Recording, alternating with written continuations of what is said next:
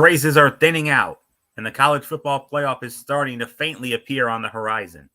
There is still a good chunk of the regular season left, yet the pressure on teams is steadily rising. The target may be bowl eligibility. Perhaps it's a league title or a playoff trip. Whatever the goal, it's going to take more wins. Week 9 presents a major obstacle for many of them. 5 matchups include 2 programs ranked in the latest AP poll, and many other top 25 teams are either on the road, playing a strong opponent, or preparing for a rivalry game. The stage is set for another chaos-filled slate around the country. Hey there, welcome everybody to the Week 9 edition of TXN Sports World College Football Thursday. I am your host, Anthony Florio, joined as always by good old MF Michael Fletcher and Michael Bullock. And week number 9 in college football, and it's actually starting right now.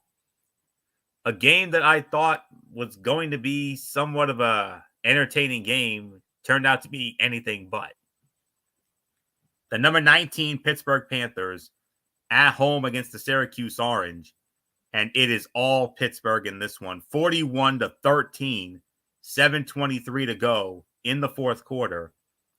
Syracuse, however, is in the red zone, but for all intents and purposes, it looks like Pittsburgh is going to win this thing going away. So, big win, big win for Pittsburgh, should that hold up. So, with that being said, we have a 15-game docket this week and an added bonus here tonight.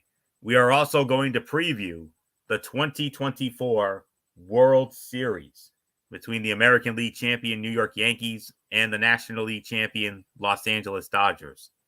I know we haven't done it in years past, but the thing is, this matchup's too big and too highly anticipated. It would be wrong if we didn't, put in our 2 cents about it. So that's a special treat at the end of the show. So without any further ado, let's dive on into the remaining games of week number 9. And we have a Friday night game, and we got a good one here.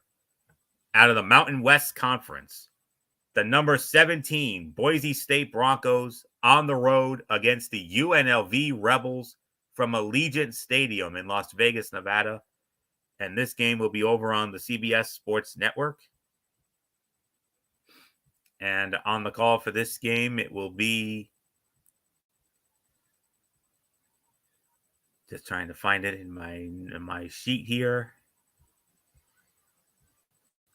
It'll be Rich Waltz and Robert Turbin. They will be on the call for that one. And Boise State opening up as only a 3.5-point favorite here. A little interesting, but okay. So here we go. So I get my notes all ready. Here we go. While the 5-1 Broncos are not undefeated, they did lose, of course, 37-34 on the road to current number 1 Oregon back on September 7th. They are the highest ranked Group of 5 team right now and have the inside track on that playoff spot. A lot of that is thanks to the play of running back Ashton Gianti, who leads the FBS with 1,248 rushing yards.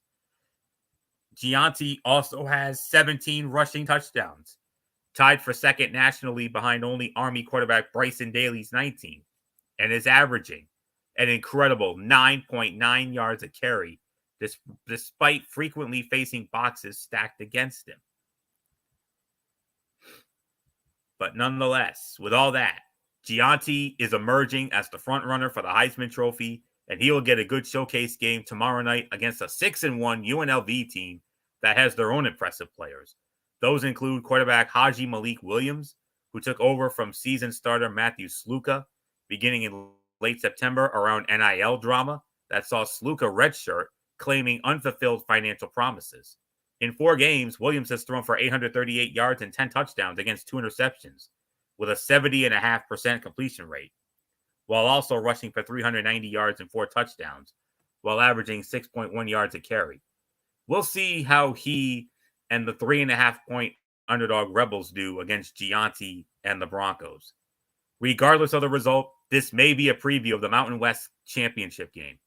It's a prove-it game for UNLV's defense, which has been permeable in October with 54 gains of 10-plus yards allowed, fourth most in the nation. The offense is good enough, but I will lean Boise's direction after a few steadier performances recently. Boise State is going to win. I got Boise State winning this game. My final score, high scoring game. I'm gonna go 37-30. Boise State holds off UNLV and steals one at Allegiant tomorrow night. So with that, good old MF Michael Fletcher, number 17, Boise State and UNLV tomorrow night to continue the Week 9 action after Syracuse and Pittsburgh started it tonight. Yeah, I'm going to go with Boise State as well. I kind of feel like everything that you talked about, Anthony, yeah, I think it's going to hold true. I think UNLV is going to probably give them some fits early on, but I think Boise will figure it out. And once they do get going, they'll get the win. So Boise State wins. Michael Bullock, it's yours. Yeah, I'm going to go with Boise State to win as well. I mean, I think UNLV is going to keep it close for some portion of the game, but I think at the end of the day, Boise State will pull away. So give me Boise State to win. So let's move on to our next game. And we move on to the Saturday slate of games now, guys. MF, I hate to do it to you, but you got to lead off on your most hated rival, the number 4 Ohio State Buckeyes at home at Ohio Stadium in the Horseshoe in Columbus, and they will be hosting the Nebraska Cornhuskers. And this is big noon Saturday on Fox, and you already know who's working this game, of course. That, of course, will be none other than Gus Johnson, Joel Klatt, and the All-American girl, Jenny Taft. And Ohio State opening up as a 25.5-point favorite, rightfully so. Last time we saw Nebraska, they got smashed by Indiana last week. And now, MF, I mean, as if getting smashed by Indiana wasn't bad enough. Now you got to go to Ohio State. Oh, Nebraska. Oh. And not only that, but you're going up against Ohio State, who is not in a good mood because the last time they played, if you remember, Anthony, they lost. That was the game against Oregon. So you know Ohio State is stinking blood. They feel like they let one get away with Oregon. Oregon won that game. Rightfully so. Deservedly so. They deserve that victory. They got that big win. We'll talk about Oregon because they got themselves a pretty good matchup coming on a little bit later on. But at the end, this was the moment that basically, if you're Ohio State, you let it get away. It was a devastating loss for them, and now they got to try to bounce back. Now you're going up against Nebraska. Nebraska has had a pretty good year. Don't be stunned because of the fact of their record. Their record may tell you, hey, this is a really good team. But here's the thing. Now they're going up against really good competition. Now we're going to see what Nebraska is really about. I think Ohio State's going to use that anger, knowing they let one get away against Oregon. And yeah, I understand about the 24.5-point spread. I think it's going to be a little more closer, but not as like, if you're Ohio State, I'm thinking between 14 and 17 points. I think that's the margin of victory they'll get. I think Ohio State will win comfortably, but if I'm Vegas, I'm laying the points and I'm taking Nebraska by the points because I don't think Ohio State is going to cover. I think that 24.5 is way too high, and I don't think they're going to cover that. So if I'm Vegas, I would take the points, but I think Ohio State wins, but I think by 14-17. Michael Bullock, it's yours.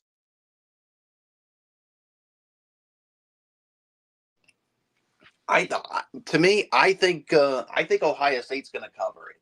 I mean, because the thing is, like you said, the last time we saw Ohio State, they let one get away. I mean, against Oregon.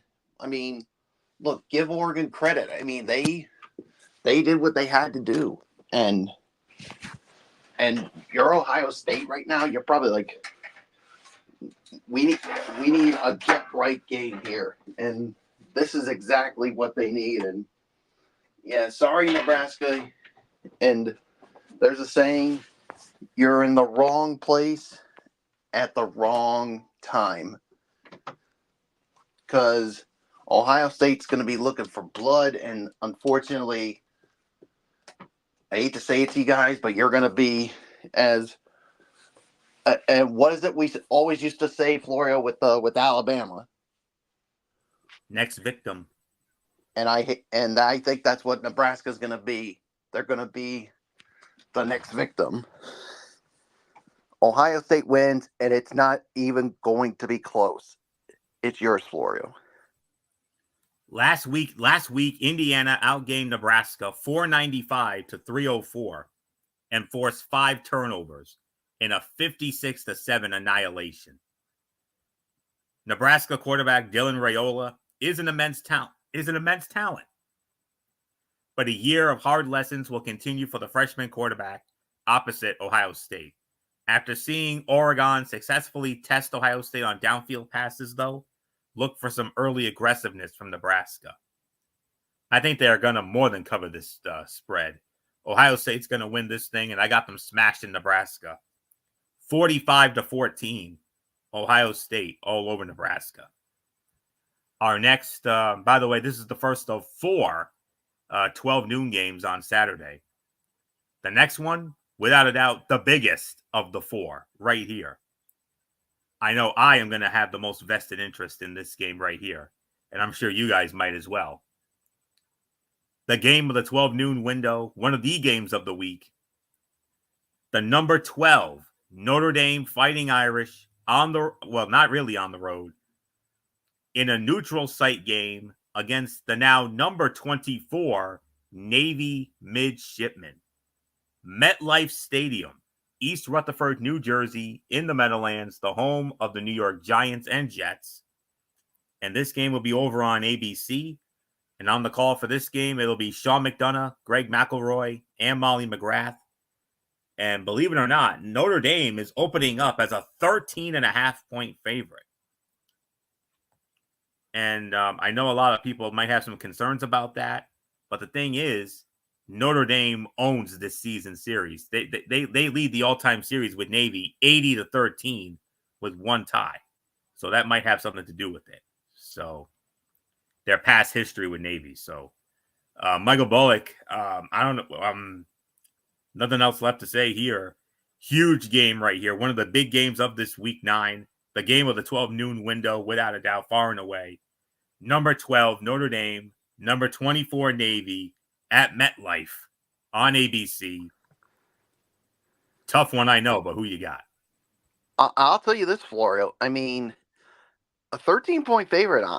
I'm surprised. I mean, I think Notre Dame is. I think they're underestimating Navy here, and I think the game's going to be much closer than what the experts are saying or what that line is. I mean, I think Navy's is gonna keep it close, but I still think at the end of the day, I think Notre Dame will win this game. So I got Notre Dame winning, but I think it's going to be closer than what some of the experts are saying. So nothing more to say, Florio. Yes, Notre Dame does own Navy. I'll give you that, but I think this game's going to be much closer than what most people are saying. I agree. That spread's a little disrespectful, if I'm going to be honest with you. And here's why. The unbeaten midshipmen are off to a remarkable 6-0 start in Coach Brian Newberry's second year at the helm. Newberry, the former defensive coordinator under past head coach Ken Niumatalolo from 2019 to 22, he went 5-7 in his head coaching debut last year, a step up from their previous 4-8 record, and now has them making a big leap forward. They are 4th in the FBS in team rushing, averaging almost 275 yards a game. Junior quarterback Blake Horvath has been excellent, leading the team with 621 rushing yards and 10 rushing touchdowns, while also throwing for 888 yards and 10 further touchdowns with only one interception and a 64% completion rate. But Navy gets their toughest opponent to date in the 6-1 Fighting Irish, who are favored by 13.5 points. Yes, Notre Dame lost to Northern Illinois 16-14 back on September 7, but that's their only blemish on this season so far. We do have more to learn about them. With Texas A&M currently number 14 in the AP poll, their only past opponent currently ranked, but they have had some good performances. Quarterback Riley Leonard is one to watch. He has thrown for 1,182 yards and 6 touchdowns with 3 interceptions and a 67% completion mark to date, and rushed for 456 yards, just 6 behind his team's leading rusher, Jeremiah Love, and on just 2 fewer carries, and also has 10 rushing touchdowns. Extending drives will likely be a critical factor in this matchup. Both offenses want to run the ball. Notre Dame's third down defense is elite, and Navy's has been excellent, save for a high-scoring win over Memphis. Of course, I'm going to go with Notre Dame based on their collective talent, but this is a genuine test for the Irish. Notre Dame wins, and Michael Bullock, you are absolutely right. It's going to be closer than what the bookies are saying. I think 13.5 is way too high. They're underestimating this Navy team. I think it's going to be a little more than half of that, but it's going to be close. But Notre Dame is going to eke it out, I think. Notre Dame wins. My final score, 27-21. Notre Dame holds off a very game Navy team at MetLife on Saturday afternoon. And I'm going to be honest with you. There are some other good games on this docket this week, yes. But out of all of them, this is the one that I am most looking forward to. So just wanted to get that out. So 27-21, Notre Dame holds off Navy. MF. Notre Dame's had it pretty easy over the last several weeks, but they're finally going to get a major test come Saturday at MetLife against an up and coming Navy team. So something's got to give here. Notre Dame and Navy at MetLife. Yeah, and normally any other year, we would say easily that Notre Dame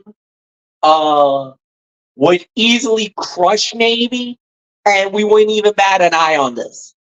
But this year is different because Navy offensively is one of the more powerful offenses we've ever seen. And they've always been one of those teams that loves to run the football. And they do so damn good when it comes to that. Defensively, yeah, you can openly say this can go a number of different ways. I think at the end of the day, we got ourselves a great matchup. I can't wait to see this game. Honestly, I think Notre Dame will win this. And I really got nothing more to add. So it is all yours, Anthony. Notre Dame beats Navy, but they're going to be very gained on this one. Well, you better believe it. So, all right. Our next 12 noon game features the now number 13 Indiana Hoosiers, and they're going to be at home against the Washington Huskies from their Memorial Stadium in Bloomington, Indiana. You can find this game over on the Big Ten Network. And on the call for that game, it will be Guy Haberman and Yogi Roth. And the spread favors Indiana, but it's only 6.5. It's a 6.5 point spread for Indiana. And oh, by the way, College Game Day is going to be at this game, believe it or not. So, and why not? I mean, this Indiana team is the real deal.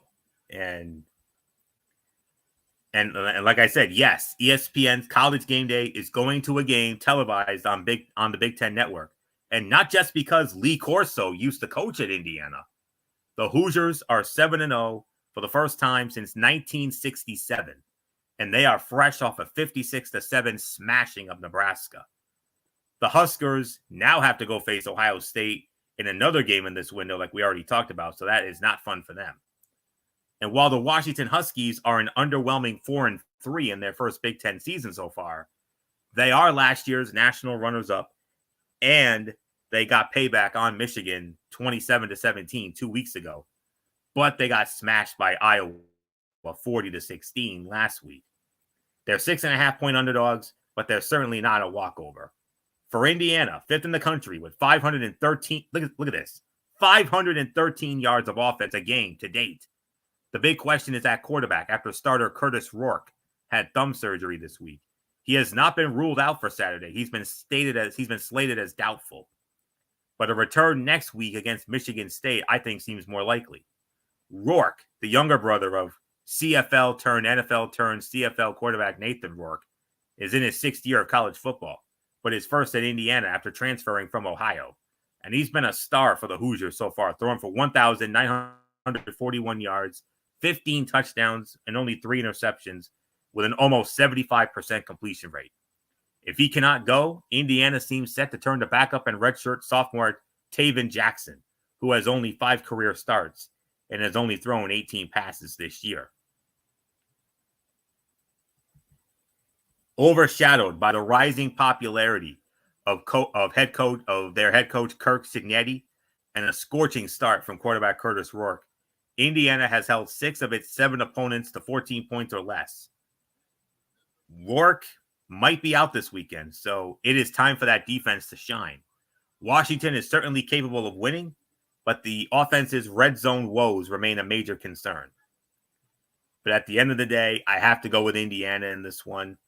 I have absolutely liked what I have seen from Indiana. They're another one of my surprise teams of this season, along with Navy and Army, just to name a few. But this could be the biggest surprise of them all. Indiana wins this one. Close game. 23-19. Indiana sneaks by Washington and keeps this magical season going. And I'm pulling for these guys. I really am, because you know how much I love the underdog stories. So 23-19, Indiana wins. MF, Indiana at home against Washington. Yeah, this is going to be an interesting matchup. I'm with you on this one. I'm going to go with Indiana as well. I kind of feel like they really turned a corner here. I really think they are, they've really been one of the biggest surprises in college football. I don't think none of us saw this coming, but hey, props to them for being as amazing as they are. And yeah, there's really nothing more to add there. So, Michael Bullock, it's yours. Yeah, I'm really pulling for these guys as well because, I mean, you said they're undefeated and they're having one of their best seasons in I can't remember how long. So I'm with you guys. I'm going with the Indiana Hoosiers to win this one. So let's move on. All right, and we move on to our final 12 noon game on the Saturday docket. And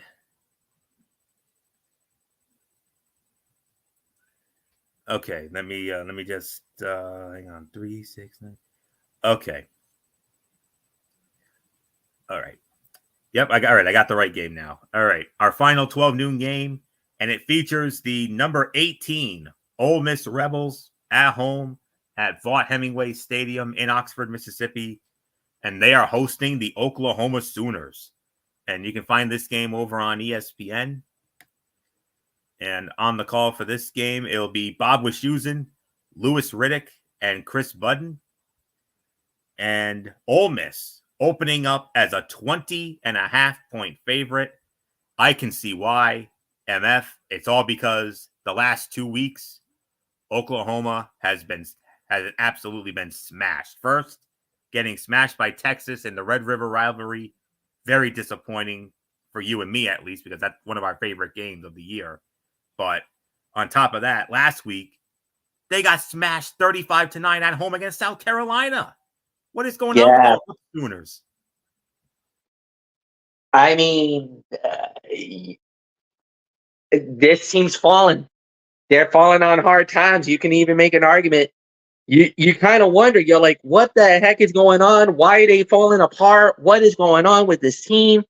Why are they looking so damn bad? And the thing is that welcome to college football, folks.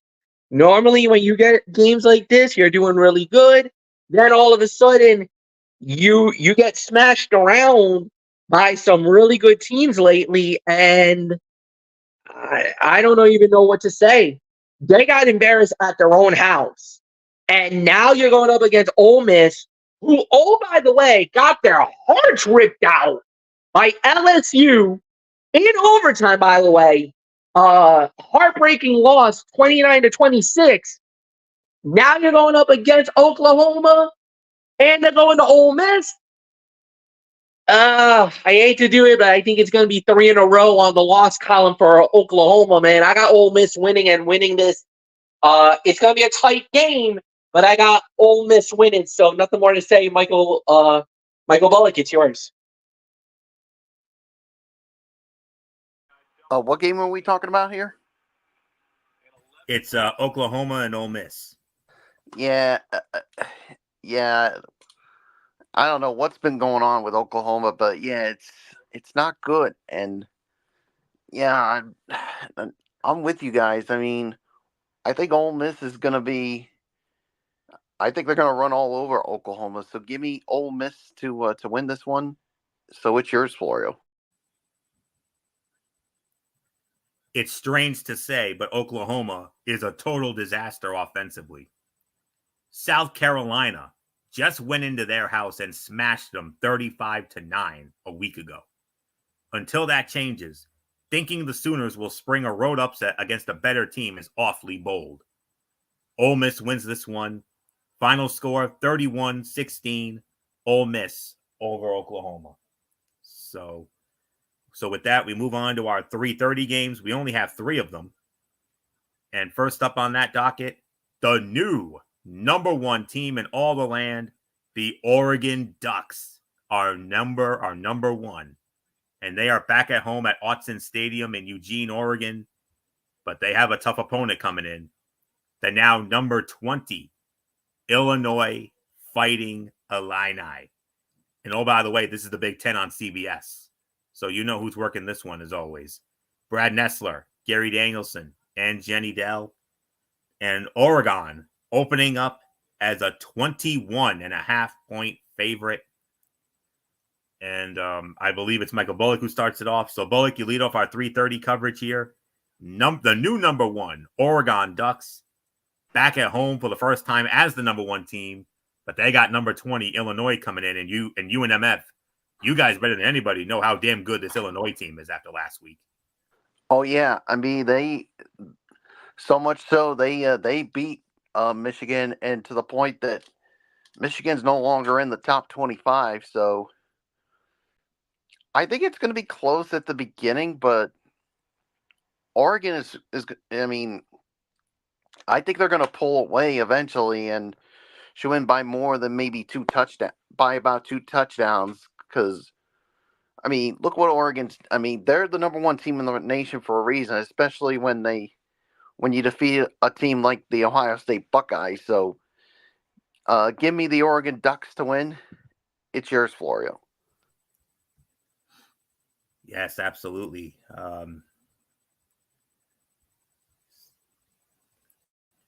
Brad Nessler and Gary Danielson were there to call Illinois' 21-7 win over Michigan last week, and even donned 1924 style press outfits for an open in honor of the Illini, commemorating the centenary of their famed Red Grange-led win over the Wolverines. They now will call a tougher test for 6-1 Illinois, with the Illini 21.5-point road underdogs against the number 1 top-ranked 7-0 Oregon Ducks. Oregon is 21st in FBS with 459 offensive yards a game to date, and they're coming off an impressive 35-0 road shutout of Purdue last Friday. but they barely edged Ohio State 32-31 the week before. This sets up favorably for them, though. And Oregon quarterback Dylan Gabriel, 2,080 passing yards, 15 touchdowns to only 4 interceptions, and a 77% completion mark, gets a chance to boost his Heisman odds against a decent opponent. And we'll see what he can do here. And from there, similar, I'll say it like this. Illinois is a thorny underdog with a quarterback concern. Luke Altmaier's stats are impressive overall, but he managed 185 passing yards in a 21-7 loss to Penn State and just 80 in last week's win over Michigan. To beat Oregon, the Illini cannot be one-dimensional. Oregon wins. My final score, 30-17. Oregon defeats Illinois, and they will hold on to that number one spot for at least one more week. So Oregon wins 30-17. So MF, Oregon now number one, much to the delight of our dear friend Eric Carrier. And they got number 20 Illinois coming into Eugene on Saturday. Yeah, and I think Oregon's going to win this game. I just feel like, look, you can say whatever you want to say about Illinois, and Illinois has been amazing. They've been playing amazing up to this point. But now the level of competition does step up a lot more than ever before. And I kind of feel like right now, Oregon's just that team. Number one in the nation right now. And I think a lot of people's kind of starting to feel like this might be their moment. So Oregon wins. Nothing more to say. Anthony, back to you. And we have some breaking news from the NFL and Thursday Night Football. The Los Angeles Rams have just defeated the Minnesota Vikings 30-20. If you can believe that. The Rams beat the Vikings 30-20. That's 2 straight wins now for the LA Rams. 2 straight losses for the Vikings after they started 5-0. And I know we're probably going to have a bit to say about this tomorrow night for the week on the Week 8 edition of TXN Sports World NFL Friday. So 30-20, LA defeats Minnesota. Big win for the Rams. So, all right. We move on now to our second 3:30 game. And it features the now number 11 BYU Cougars on the road against the Knights of UCF. They will be playing at FBC Mortgage Stadium in Orlando. And on the call for this game, it will be Mike Cousins and Brock Osweiler. I think Mike Cousins is in for Dave Fleming because I know Dave Fleming usually works with Brock Osweiler. So I think Mike Cousins is in for Dave Fleming along with Brock Osweiler and Cherie Burris. And believe it or not, actually, no, this is not the smallest spread. I thought this was. There's actually one spread smaller than this week. UCF. UCF is opening up as the second smallest favorite of the week. They're opening up as only a 2.5-point favorite. And we have one other spread this week that's actually smaller than this. So 2.5 for UCF. So with that, let's get into this one here. College football, I mean, it's amazing. I mean, but I do have a question here. Why should UCF, on a 3-game slide and starting a new quarterback, put up a fight at undefeated Iowa State? Well, the Knights did, and they nearly stole it, surrendering a last-minute touchdown in a 38-35 loss. BYU has yielded at least 228 rushing yards in a couple of Big 12 games, and UCF is a run-focused team. That is the path for an upset, but one I feel uncomfortable going with.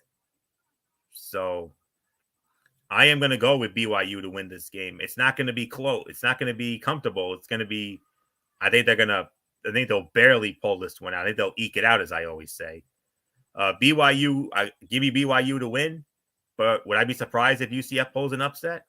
No, maybe not, because they took Iowa State to the limit last week, like I said. And BYU had their own problems last week against Oklahoma State, and they barely survived. They needed a last-second touchdown to win that game. So something has to give here, but I'm taking a chance. I'm going with BYU in this one, 31-26, but it's not an overly confident pick. Let me put it that way. 31-26. BYU holds off UCF. They're going to give them a fight, though. There's no doubt about it. So MF, number 11, BYU at UCF. Your thoughts?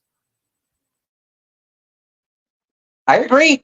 I gotta give it to BYU as well. I think UCF is going to make them give them a whole bunch of fits along the way, but I think BYU is going to make enough plays to get it down to the end and to get the victory. So nothing more to say. Bullock, it's yours. Yeah, I'm gonna go with I'm gonna go with BYU to win this one as well. I mean, I do think it's gonna be close, but I still think BYU will find a way to pull it out. So BYU wins. Next game for you. And out of the 3:30 games, this is easily the big game when it comes to the 3:30 games. Although you can make an argument for Illinois and Oregon, but the final 3:30 game can be found over on ABC, and it will feature the now, I can't believe I'm saying this, number 15 Alabama Crimson Tide.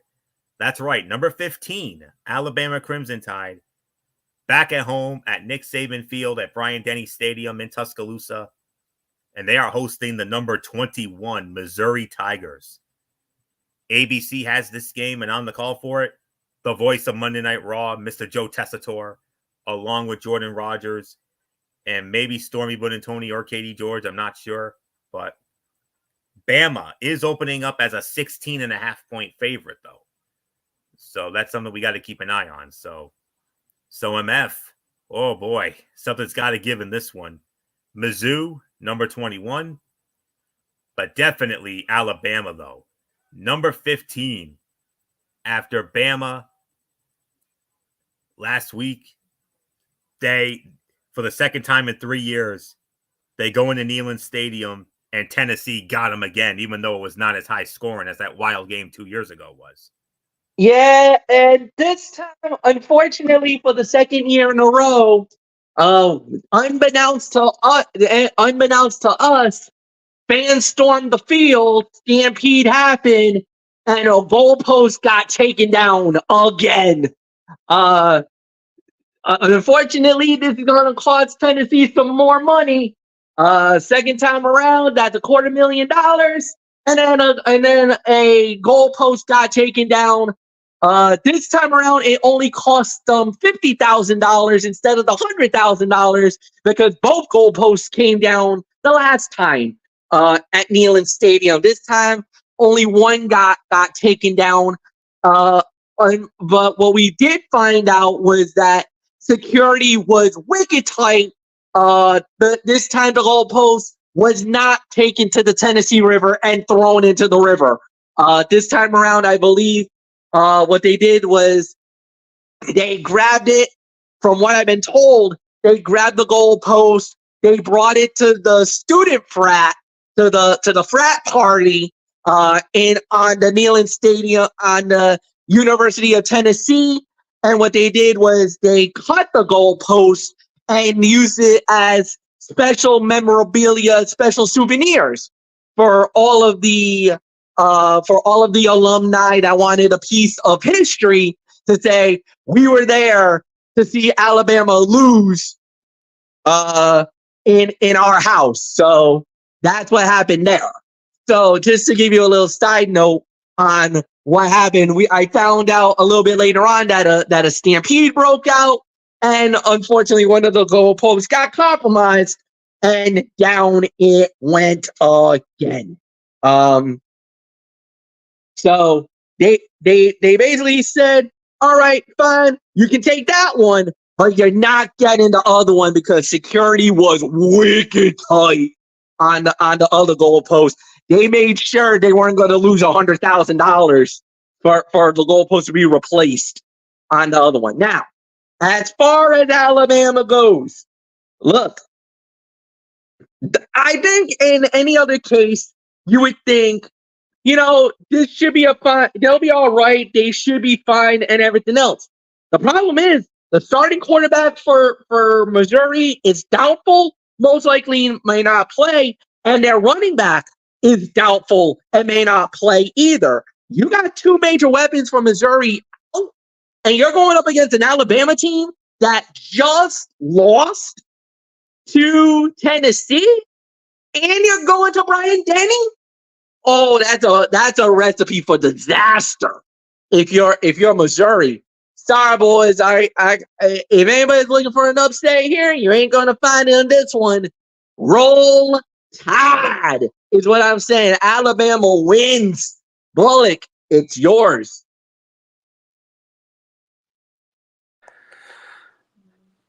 Yeah, I'm going with Fletch here, and I'm going with the Crimson Tide as well here. So there's really nothing more for me to say. So it's yours, Florio. The Tess effect is in full swing this year, with 3 of Joe Tessitore's games: Miami, Louisville, South Carolina, Alabama, Oklahoma, Auburn, finishing within a touchdown and others coming close. And there's a good chance of some craziness here following Alabama's second loss in 3 weeks. The Tide are still 5-2 overall and still ranked number 15. But defeats against Tennessee and Vanderbilt have many wondering about how things are going overall and head coach Kalen DeBoer's first season at the helm.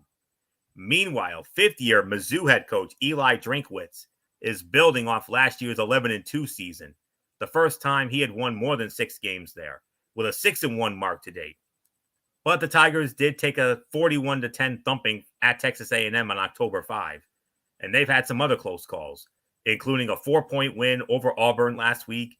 They have a good rushing attack with a 1-2 punch of Nate Noel, 503 yards, 2 touchdowns, averaging about 6 yards a carry, and Marcus Carroll, 321 yards, 6 touchdowns, about 5 yards a carry, but they're still 16.5-point underdogs here.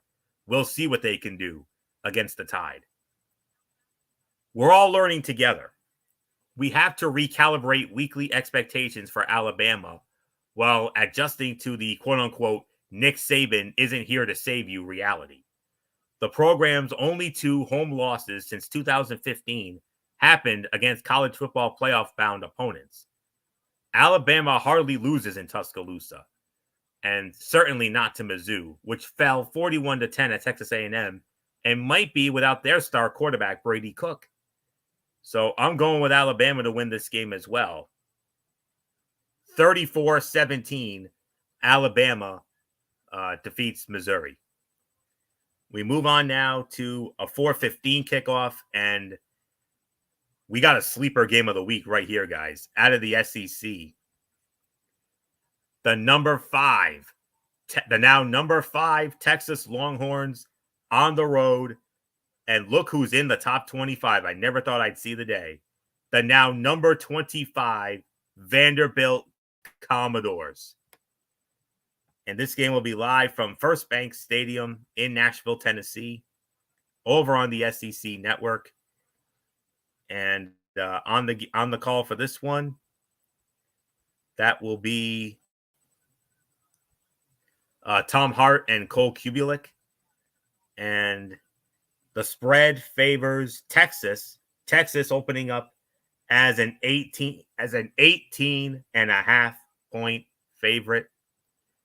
I believe this one goes to Michael Bullock. So Bullock, Texas drops down to number 5 after they lost to Georgia at home last Saturday night. Now you got to go up against a Vanderbilt team that's actually very good. So good that they're actually number 25. They're actually in the poll at number 25. So something's got to give with number 5 Texas at number 25 Vanderbilt. Yeah, I mean, something definitely has got to give here. I mean, I never would have thought Vanderbilt would be in the spot where they are. But, yep, here they are. But I think Texas should have no problem here. I mean, Vanderbilt will make it close for a little while, but I think Texas is going to pull away at the end here. So give me Texas to win this. It's yours, Florio. Yeah. To paraphrase the great movie Forrest Gump, Vanderbilt is like a box of chocolates because you never know what you're going to get. Ball State just took Vanderbilt after wins against Alabama and Kentucky into the fourth quarter in a 14-14 tie. I believe Texas will bounce back from a disappointing showing in the loss to Georgia, but nothing should surprise us with this Vanderbilt team. I could see this being close into the fourth quarter, but I think Texas will put it away with a late score. So I'm going with Texas to win this game. My final score, 38-24, Texas holds off a very game Vanderbilt team. So not much more to say. MF, definitely pressure on Texas after that tough luck loss to Georgia at home last Saturday night. And Vanderbilt in the top 25. I never thought I'd see the day, but here they are. Yeah, no, this is gonna be an interesting game to see how this plays out. But I'm going with Texas. I think Texas wins this, and I think they win this one going away. So I really got nothing more to say either. So yeah, I'm with you guys. Texas to win, and Floyer, back to you. And before we move on, I do need to report it is now a final. The number 19 Pittsburgh Panthers all over the Syracuse Orange tonight. 41-13. Pittsburgh defeats Syracuse at Acrisure Stadium, formerly Heinz Field in Pittsburgh. So big win for Pittsburgh. And I'm sure we'll be talking about them on this program next week. So anyways, we move on, and we only have 5 games left here. And when the schedule came out, I know this was a game that could have been talked about as a potential big game. And I know there's a lot of history with this rivalry, but I don't think so now. 7 o'clock kickoff over on ESPN. And it is the now number 6 Miami Hurricanes at home, back at home at Hard Rock Stadium in Miami, hosting the Florida State Seminoles. On ESPN, Dave Patch, Dusty Dvoracek, and Taylor McGregor will be on the call for this one. Miami opening up as a 21-point favorite. 21-point spread for the U here. All right. The Seminoles are 1-6 on the season, which is something few expected at this point. Their lone win was a 14-9 win over Cal back on September 21. And they're coming off a 23-16 loss at Duke last week, losing to Duke for the first time in school history in football. So they don't seem to set up as the most formidable opponents for the 7-0 Hurricanes, who lead the FBS with, listen to this, guys, 577 offensive yards a game. And star quarterback Cam Ward. And they enter this one as a 21.5-point road underdog, or as a 21-point road underdog, rather. But weird things can and often do happen in games between these longtime Florida rivals. And this one will at least be worth checking in on to see how Cam Ward plays. Who thought, I seriously mean, who thought FSU, Florida State, would need a win at Miami to avoid the certainty of missing a bowl? As always, the rivalry asterisk matters. This is an quote unquote, this is an empty the playbook kind of game for Florida State. And Miami's tackling has been so atrocious lately that maybe Florida State can stay competitive. But there is no way I can pick an offense that has not cracked 21 points against the dynamic Cam Ward-led U scoring attack. I got the U winning this one. My final score, 38-20. The U, Miami, all over Florida State. And MF, I know this has got to be disappointing for you because I know how much the Florida State-Miami rivalry has meant to you over the years. Wide right, wide left, yada, yada. We know the stories. You know those stories better than anybody from yesteryear. But I think it's needless to say, there ain't going to be no wide right or wide left on Saturday night. No, because the way Miami's been playing right now, and I think we can openly say the quarterback, Warren, he has to be in consideration for Heisman. He's that good. The way he's been playing right now, out of his mind. And yes, Miami has been playing a little dangerously, a very dangerous game of chicken for the last few weeks. So much so that there's been some Miami fans that's starting to feel like, one mistake, one loss here could undo everything for them. Right now, they are considered one of the top 4 teams they're considered one of the top 4 teams in the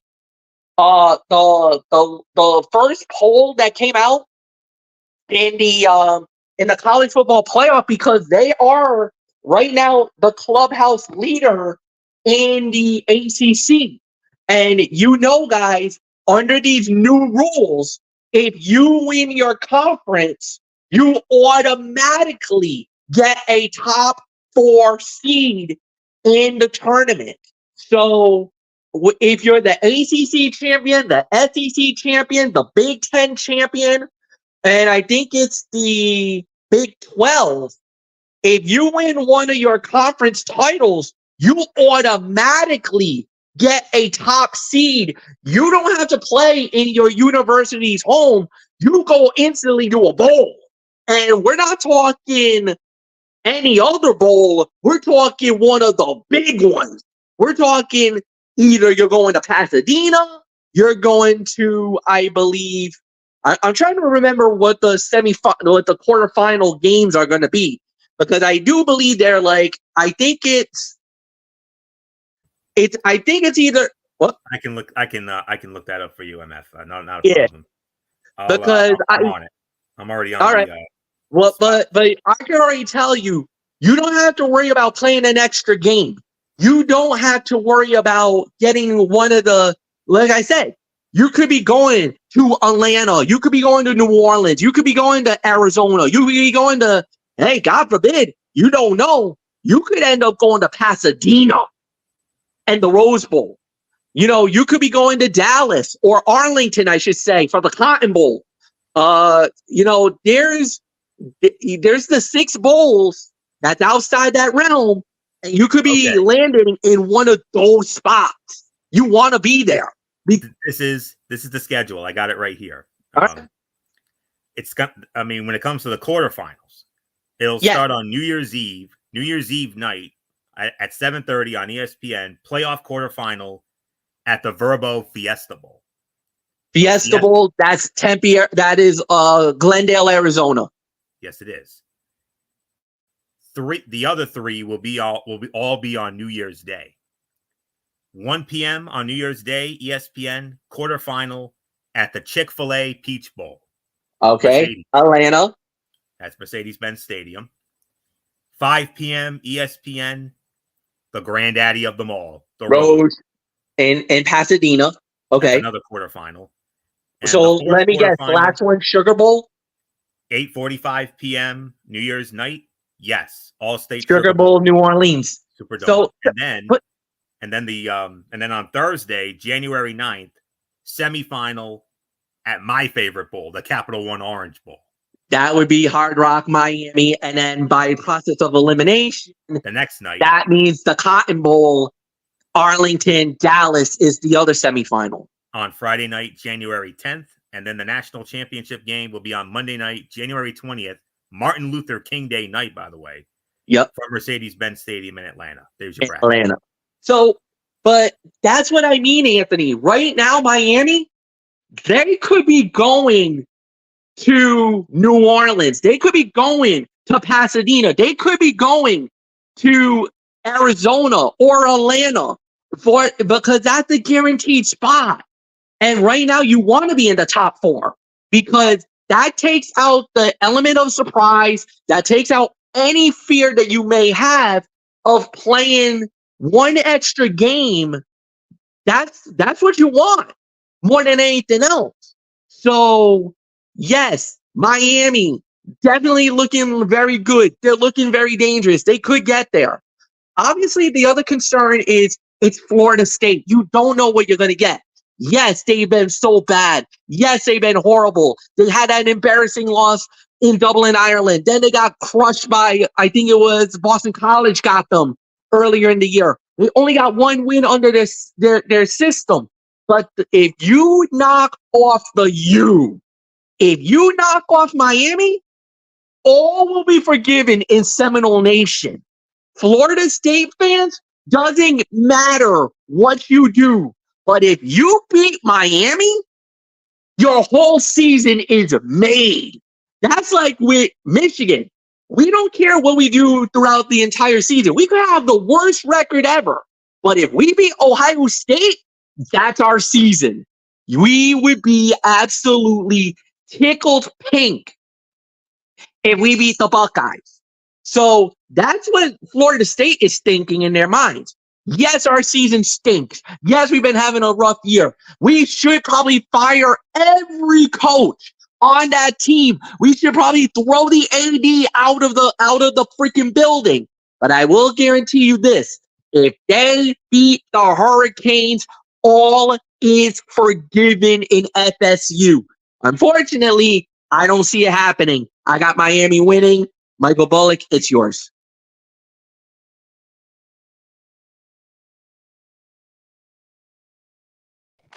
Yeah, I got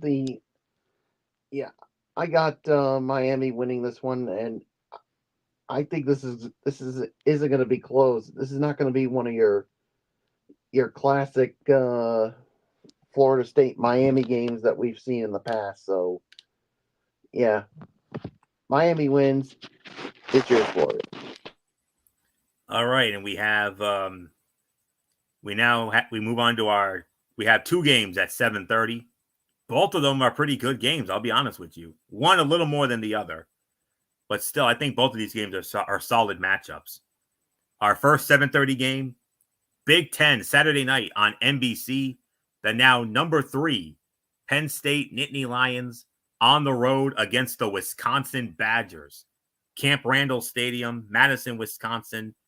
You know who works that as always, Big Ten Saturday night on NBC. That's Noah Eagle, Todd Blackledge, and Catherine Tappan. And the spread favors Penn State, but Penn State only opening as a 6.5-point favorite. It's only 6.5 for Penn State. So I believe MF starts this one. So MF, number 3 Penn State on the road against a Wisconsin team that's suddenly making some noise. Yeah, they sure are. They're playing really good football, but it's Penn State, man. I kind of feel like Penn State has figured it out now. I think they're going to win this game, so I got really nothing more to say. Penn State wins. Bullock, it's yours.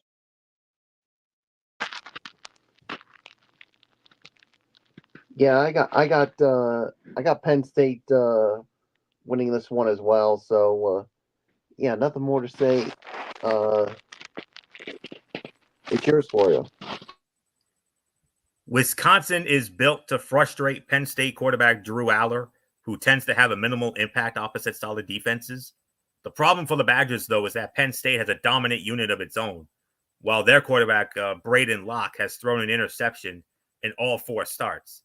Wisconsin's margin for error is a razor-thin line. I got Penn State winning this one, 27-13, Penn State over Wisconsin. The other 7:30 game, and I guess you could maybe technically call this the game of the week right here, the default game of the week for week 9. Big game in the SEC here, as it will feature the number 8 LSU Tigers on the road against the number 14 Texas A&M Aggies, Kyle Field in College Station. And oh, by the way, it's the ABC Saturday night game of the week. Chris Fowler, Kirk Herbstreit, Holly Rowe. Maybe Laura Rutledge joins them. Maybe Katie George joins them. I don't know, but I know they've been doing that quite a bit lately, so we'll have to keep an eye on that. But for now, it's Chris, Herbie, and Holly Rowe at least for that one. And the smallest spread of the week right here, Texas A&M is opening up as only a 1.5-point favorite. That's it, 1.5 for A&M. So, Michael Bullock, you lead off on the game of the week. Number 8, LSU at number 14, Texas A&M. Yeah, I mean this should be a good one here. I mean this to me, this game could. I mean this game could go either way. I mean Texas A&M is at home, and with that 12th man, never know. It could mean it be a huge difference. So I'm actually going to take a chance and go with Texas A&M to win this one. But would I at all be surprised if LSU somehow were to win this one? Of course not. I mean, it's to me, it's an it's an even match when you look at it. So nothing more to say. It's yours, Florio. Speaking of matchups where strange things can happen, LSU Texas A&M certainly qualifies. This is the series that saw the incredible 74-72 8 overtime game A&M won in 2018, which led to changes in the overtime rules. LSU leads that overall series 36-23 with 3 ties, but the teams have evenly split the last 6 games, with the home team winning each time, which probably factors into the Aggies being 1.5-point favorites here. And this one has notable stakes, with both teams at 6-1 and in the top 15. Texas A&M has had some quarterback debates this year. Redshirt sophomore Connor Weigman started the year, but suffered an injury in their opening game against Notre Dame and re-aggravated it against McNeese State, leading to them going with redshirt freshman Marcel Reed for a few weeks. Head coach Mike Elko called each week's starter a game-time decision back in September, but Weigman returned for an October 5 win over Missouri and also started last week's win over Mississippi State. However, Weigman's play in that latter game, 217 passing yards, 1 touchdown, 2 interceptions, and a 60% completion mark, has some wondering if he deserves to keep the starting spot. Meanwhile, LSU has the more settled and impressive quarterback situation with junior quarterback Garrett Nussmeier, who has 2,222 passing yards and 18 touchdowns against only 6 interceptions with an almost 65% completion mark. But the Aggies have only allowed 209 passing yards a game so far. So we'll see what they can do to slow down the Tigers. This primetime showdown is between the SEC's last 2 unbeatens in league play. LSU can steal this matchup by forcing Texas A&M quarterback Connor Weigman into a couple of turnovers, which he has done twice in 4 starts. However, I agree with Michael Bullock. I'm also leaning toward A&M, mainly because of its home field advantage and a steadier defense. But it will and should be tight to the finish. I'm calling for the upset. I'm going with Texas A&M to win this game. My final score 23-19. Texas A&M upsets LSU. But I would not at all be surprised if LSU were to steal this one. I wouldn't. So not much more to say. MF, your thoughts on the game of the week. Number 8 LSU, number 14 Texas A&M, ABC Saturday night. Yeah, no doubt about it. I'm also going with Texas A&M to win it because of the fact that they're at home. Would I be surprised if LSU wins it? No, but I'm totally in an agreement with you on that one. Nothing more to say. Anthony, it's yours. Okay, 2 games left on the docket before we get into our World Series preview. And coming up next, and they're both 8 o'clock kickoffs. The first of our 8 o'clock kickoffs, it's the Battle of Kansas. The number 16 Kansas State Wildcats at home at Bill Snyder Family Memorial Stadium in Manhattan, Kansas. And they're hosting their in-state rivals, the Kansas Jayhawks. And you can find this game over on ESPN2. And on the call for that one will be Roy Philpott and Sam Acho. And it is, as soon as they let me in, okay, Kansas State. Kansas State opening up as a 10-point favorite. So I believe I start this off. So last week, Kansas pounded Houston 42-14 to break a 5-game losing streak. However, the Jayhawks capitalized on playing a bad offense in that comfortable win. Kansas State, which is starting to settle in with their talented first-year starter, Avery Johnson, is not that. So I have Kansas State winning this game. Kansas State wins. My final score, 34-23, Kansas State over Kansas in the Battle of Kansas. So, MF, who you got in the Battle of Kansas with Kansas and Kansas State? The way Kansas has been playing right now, I've really been liking what I've been seeing. I don't know if I really feel confident about K-State. I don't know. I kind of feel like maybe Kansas, but at the end of the day, I think it's gonna be a very close game. Um, man, this is tough. But ultimately, I'm gonna say it. I'm gonna go with Kansas State. I think they're gonna win it, but again, I would not be stunned if we see Kansas win this. But K State wins. Uh, Bullock is yours.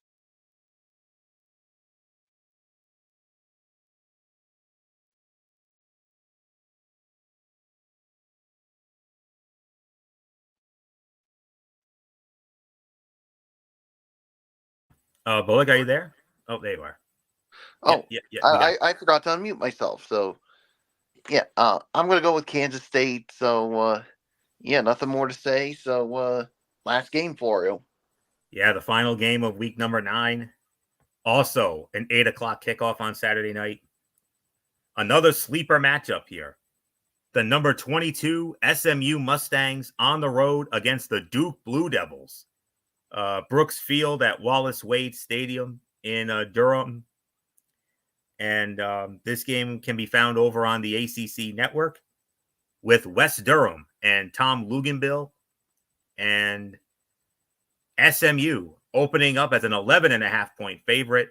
MF, sleeper game right here. Number 22, SMU, going to Duke.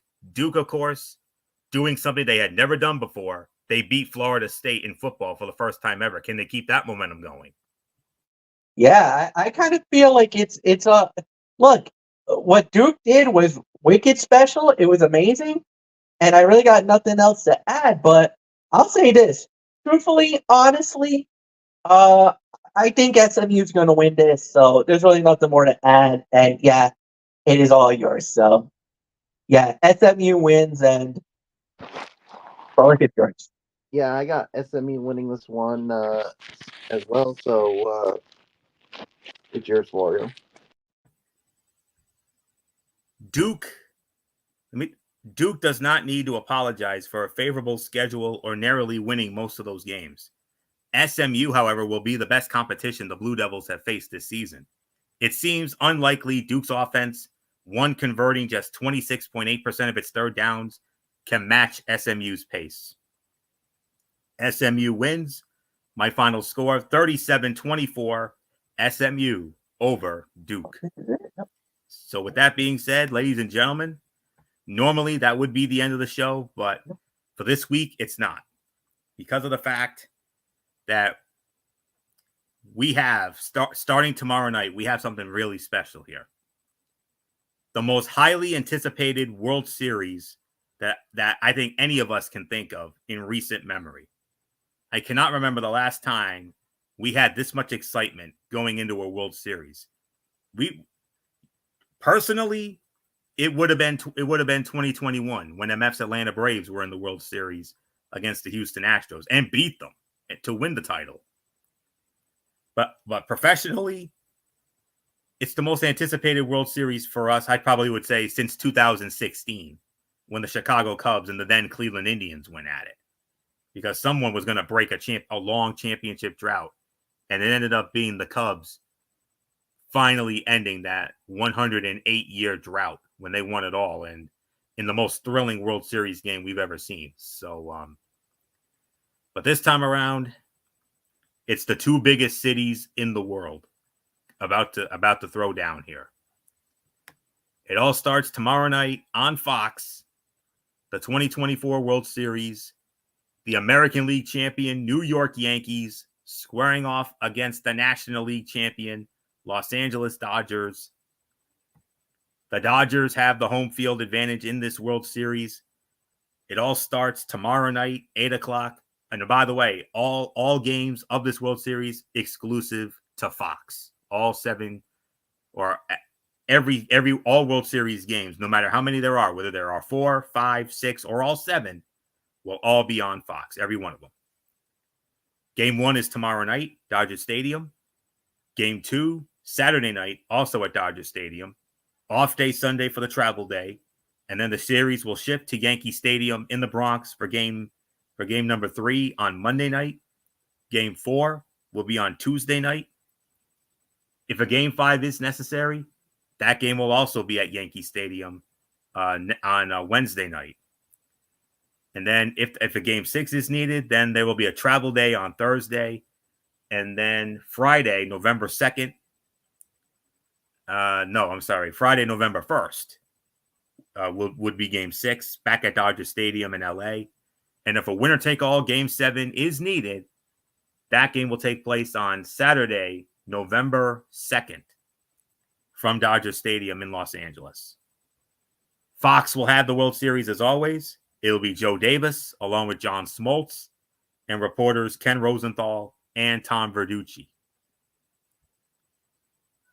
If you like superstars, you are going to love the 2024 World Series. This year's Fall Classic doesn't feature any small market teams, to say the least. The Dodgers and Yankees rank second and third, respectively, in payroll against the luxury tax, and they've long been the dominant regular season powers on each coast. A meeting in October, however, has not been common in recent years. The Yankees and Dodgers last faced off in the World Series all the way back in 1981, when Los Angeles prevailed in the 11th Fall Classic meeting between the two premier franchises. A lot has changed in 43 years, but the Yankees and Dodgers remain brand names. 5 former MVPs will see the field in this World Series. Aaron Judge and Giancarlo Stanton for the Yankees, and for the Dodgers, Shohei Ohtani, Mookie Betts, and Freddie Freeman. That doesn't even include one of the sport's top talents in Juan Soto, a former Cy Young Award winner in Garrett Cole, and a $325 million pitcher in Yoshinobu Yamamoto. Even the IL features a former MVP as Clayton Kershaw has been sidelined for the Dodgers this postseason. So with that, let's dive on in. The Yankees and Dodgers both have their share of stars, and legacies might be defined by this series. It might not be fair to label this World Series as a battle of super teams, though. Both New York and Los Angeles have their vulnerabilities. The Yankees struggle to get consistent production out of any hitter not named Aaron Judge or Juan Soto during the regular season. The only two other everyday players with an OPS north of 725 were Giancarlo Stanton and Jazz Chisholm Jr., the latter of which only spent the last 2 months of the season in New York. So how have the Yankees gotten this far? Juan Soto is suddenly hitting like he did during the regular season. Giancarlo Stanton is scorching hot, and both Anthony Volpe and Gleyber Torres are getting on base in ways they couldn't consistently do from April to September. That is a great sign for the Yankees, but it also leaves room for regression. Stanton is known for his extreme highs and lows. When he's hot, he's hot. When he's off his game, it tends to get ugly quickly. Torres and Volpe also have had hot and cold seasons with more cold than hot. With a 5-day layoff, it's tough to bet on the Yankees offense picking up where it left off in the World Series. That the Yankees were able to average 5.8 runs a game against a tough Cleveland Guardian pitching staff in chilly weather was a positive sign. The Dodgers are a tougher test overall than Cleveland, but pitching is where they're most vulnerable. LA's bullpen was strong during the regular season, finishing 4th in ERA, albeit nearly a full run behind the Guardians. The pen, however, has been used heavily in this postseason. The Dodgers have played 11 games in October compared to the Yankees' 9, and they've really leaned on their relievers. The Dodgers' arms will be rested from 4 off days, but the unit has seen plenty of work. The reason? The Dodgers just don't have enough starting pitchers. Jack Flaherty has been inconsistent in the postseason after a terrific year, while the same can be said for Yamamoto and Walker Buehler. Yamamoto and Buehler have both proven they can pitch well with the pressure on, but they're unlikely to last more than 5 innings with their recent injury histories. Yamamoto was only able to pitch once in the NLCS because he's on a strict every 5-day routine, but the Yankees figure to see him twice in the World Series. There is a scenario in which the Yankees strike early and force Dodger manager Dave Roberts to overuse his bullpen, hurting Los Angeles later in the series. In that scenario, though, the Yankees have to change their pattern of starting slowly offensively. The Dodgers' offense is several notches above the Guardians' offense. The Yankees simply cannot afford bullpen meltdowns like the ones they had in Game 3 or Game 4 of the ALCS, because 5 runs for the Guardians might be 10 for the Dodgers. There is no Yankee starting pitcher that should intimidate the Dodgers right now, especially with Max Muncy, Kiki Hernandez, and even even NLCS MVP Tommy Edman hitting well. Garrett Cole has been shaky this postseason, allowing at least 6 hits in each of his 3 starts and walking 4 Guardians in his ALCS outing. Carlos Rodon has swing and miss stuff, but is prone to blowups, while Luis Gil and Clark Schmidt likely won't be able to give the Yankees much length even on their best days. It's hard to envision Yankees starters silencing such a powerful Dodger lineup, and the bullpen just doesn't inspire enough confidence outside of Luke Weaver to make New York the favorite in this series. A Yankees win requires their non-Judge and Soto bats to keep overachieving their regular season production. And it also asks much more of the starting rotation than was needed to beat the Royals and the Guardians. The Dodgers have their share of pitching vulnerabilities, but Dave Roberts seems to be getting the most out of his bullpen right now.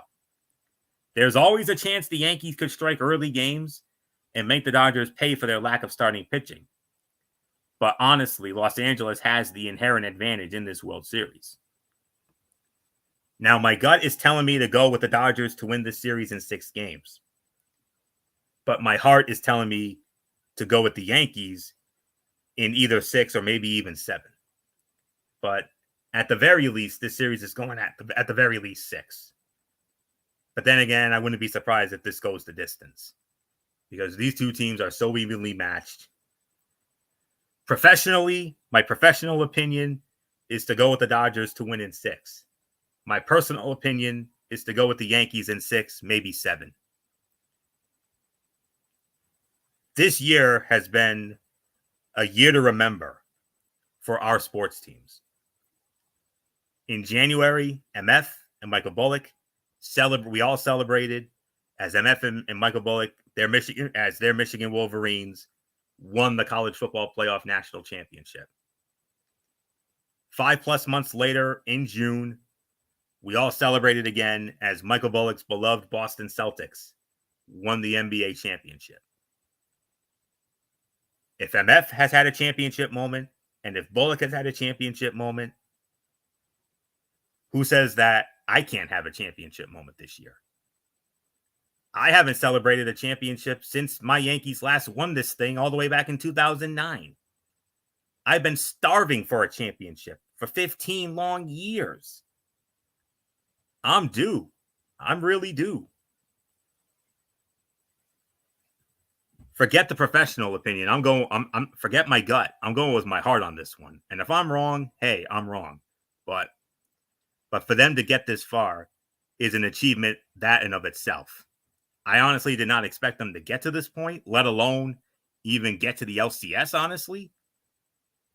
Because there was that one time during the season, they had a major funk during the regular season, but boy, did they shake that off. And they did just enough to win the AL East. They didn't have to deal with the Houston Astros, and that's why they were able to get to this point. And I hope and pray that they can keep this magic thing going. MF celebrated a championship. Bullock celebrated a championship. I think it's time that I get my championship. I've waited 15 long years, by golly. But even if they don't win, damn it to hell, I'm going to be proud of this team no matter what happens. Whether they win it all or they don't, for them to get this far is a remarkable accomplishment. I'm going with the Yankees to win at least 6, maybe 7. But I think I have the New York Yankees winning this World Series. I know the Dodgers are the favorite. I get it, and I understand that. And I'm certainly going to, take that seriously. But I'm going with the heart on this one. Screw the gut. I'm going with my heart. Yankees in 6, maybe 7. I'm due.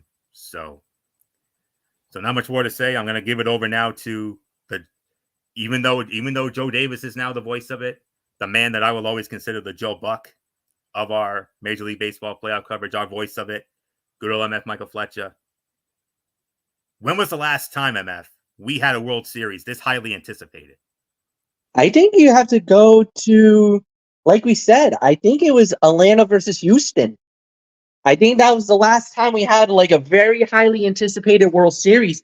And as a matter of fact, I can go even more further back, possibly when we had the Red Sox and the Dodgers in the World Series, was also highly anticipated because of the the kind of the legacy more than anything else, where with the Astros and the Braves, it was really the Braves were that team that everybody wanted it to see win it all because they didn't win it since 1995. And then you had the Houston Astros, who was really kind of a team looking at a possible dynasty at the time. So this time around, this World Series is even bigger because you can say without a doubt, this is the two most polarizing franchises that's going to be battling it out for the World Series crown. And I will say this, there are a lot of fans of the Dodgers and the Yankees, and there's a lot of haters of the Dodgers and the Yankees. So, I mean, for many fans, this is the worst outcome they would see.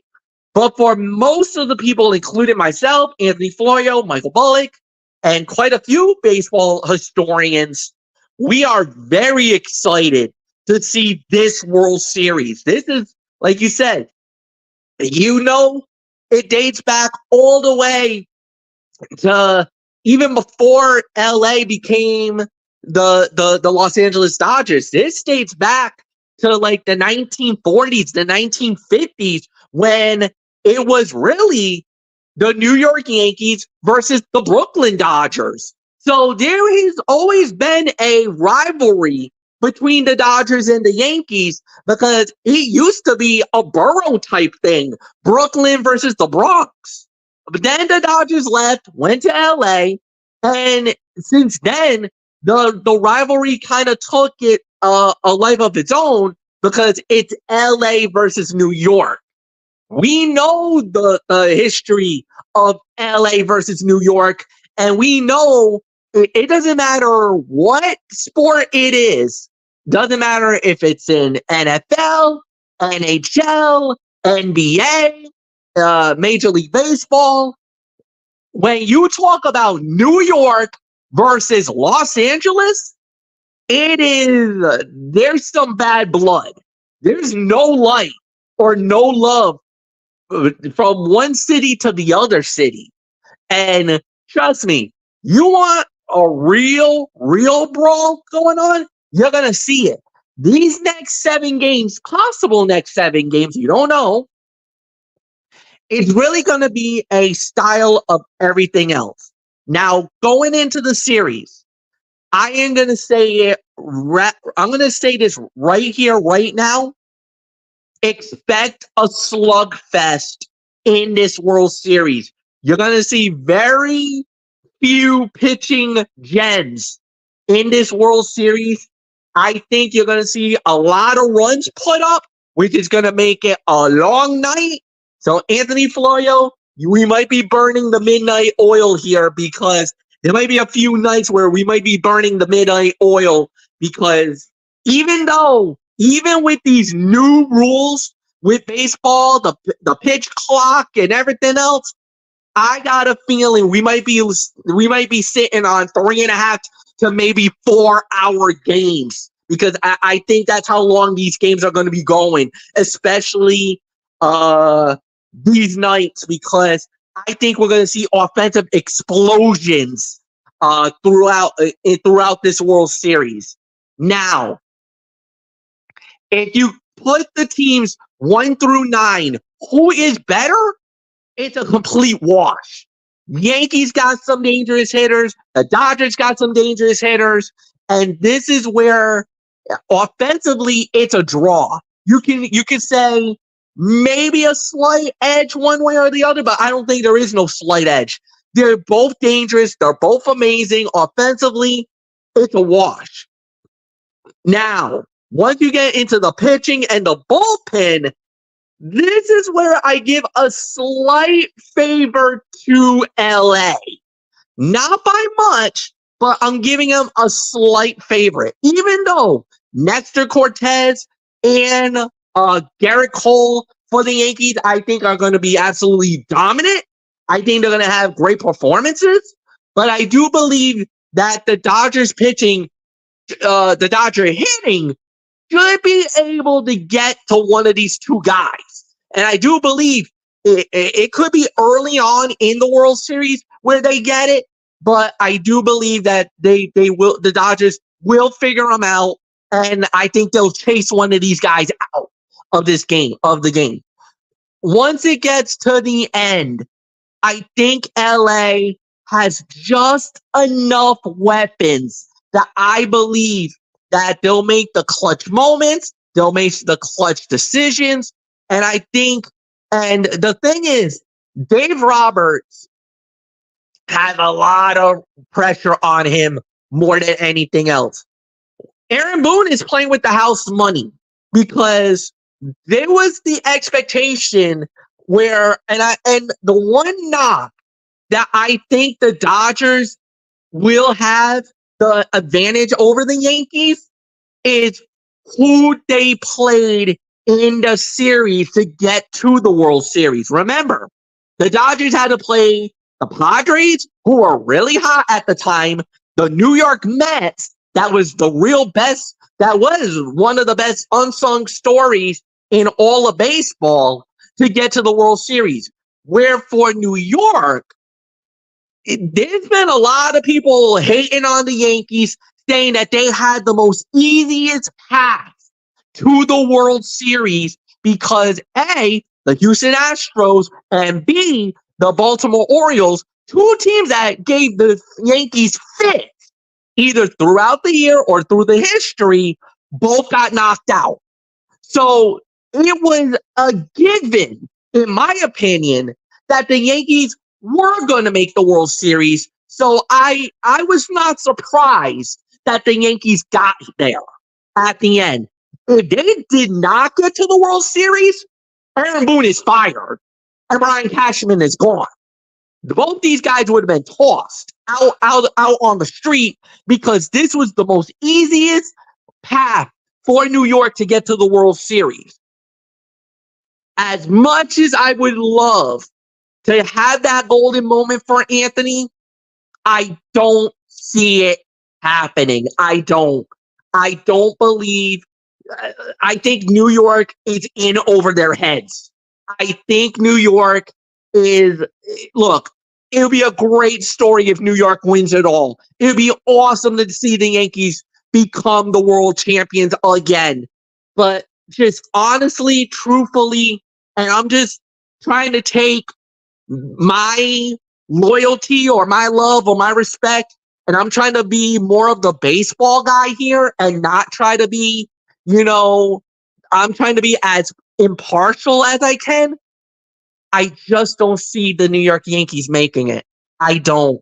I think it's going to go to 7. It'll go the max, but I do believe the Dodgers will get the championship. I got LA winning the title. Michael Bullock, you have final say here tonight.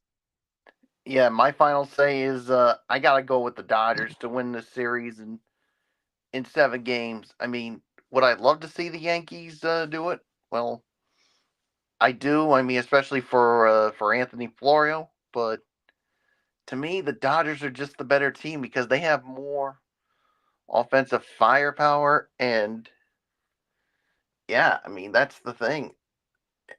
So I'm gonna make it short and sweet. Give me the Dodgers to win the series, and I think it's gonna go the full 7. So it's yours, Florio.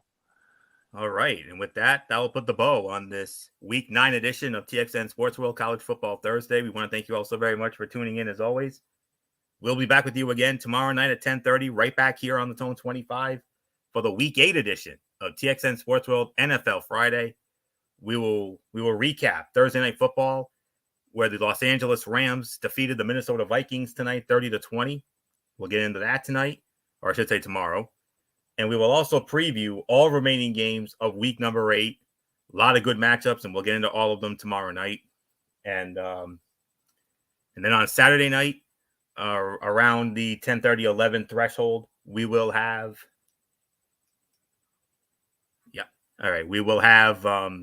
the Cerebral Smack Talk with MF over on Braves Fan 95. Friday night SmackDown, and MF will have in his Mikey's Mindset AEW Collision. and then from there, Monday, of course, it'll be ridiculously raw, and ridiculously raw on Monday night, Monday Night Raw, and of course, my review of TNA's biggest event of the year, Bound for Glory.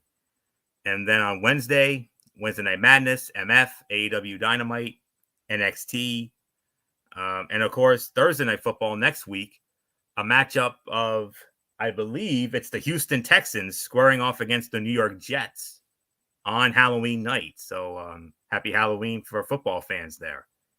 And then 1 week from tonight, on Halloween, the Week 10 edition of TXN Sports World College Football Thursday, we have some good games on the docket, a few good ones here and there. We got Duke against Miami in a sleeper matchup. We got Ole Miss against Arkansas in another sleeper matchup. Here's a sleeper matchup: Pittsburgh and SMU. Ooh, that's going to be a good one. Gentlemen, your Michigan Wolverines have to welcome we'll be back home in the big house, but they're playing the number one team in the country, the Oregon Ducks. You got Oregon coming in, guys. Oh boy. And on top of that, we also have the world's largest outdoor cocktail party, Florida and Georgia. But gentlemen, those games pale in comparison because we got a huge game next week. Ohio State and Penn State next week in Happy Valley. And that's Big Noon Saturday on Fox, oh, by the way. So we'll get into all that next week. So with that puts the bow on this. So until tomorrow night for the Week 8 edition of TXN Sports World NFL Friday, this is Anthony Florio here for good old MF Michael Fletcher, for Michael Bullock, and in spirit, of course, always and forever, our First Lady, Dee Dee Woodson. Yield the routine, everybody. Thumbs up. Talk to you later. Yeah. Throw it up Fortune Force style. Bye for now, my friends. God bless. Be good to each other. Have a blessed Friday. And until tomorrow night for the Week 8 edition of TXN Sports World NFL Friday, you've been watching the Week 9 edition of TXN Sports World College Football Thursday right here on the Tone 25 on YouTube and StreamYard.com. For everybody who has been a part of this one, for now, Anthony Florio, so long, and bye, everybody, bye.